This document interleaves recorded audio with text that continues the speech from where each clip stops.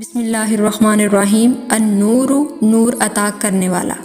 وظیفہ برائے حصول انوار الہی یا نور فوائد و تاثیرات۔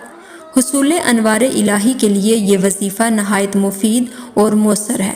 یہ وظیفہ کرنے والا لوگوں کو راہ مستقیم کی طرف ہدایت دینے والا بن جاتا ہے۔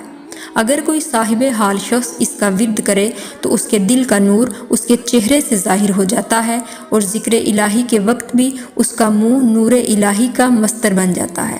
اگر کوئی شخص تاریک کمرے میں آنکھیں بند کر کے یا نور کا ذکر کثرت سے کرے تو اس پر حال طاری ہوتا ہے اور اس کا دل انوار الہی سے بھر جاتا ہے۔ اہل کشف و بصیرت کے لیے یہ اسم پاک خاص تاثیر رکھتا ہے۔ اگر کوئی شخص شب جمعہ 7 مرتبہ سورہ نور کی تلاوت کرنے کے بعد 1000 مرتبہ اس اسم پاک کا ذکر کرے تو اس کے دل میں نور پیدا ہوتا ہے، اور جو کوئی صبح کے اوقات میں پابندی سے ذکر کرے تو اس کا دل روشن ہو جاتا ہے۔ عام معمول میں اول و آخر 11 مرتبہ درود شریف پڑھ کر اس کا ورد 100 مرتبہ روزانہ کریں۔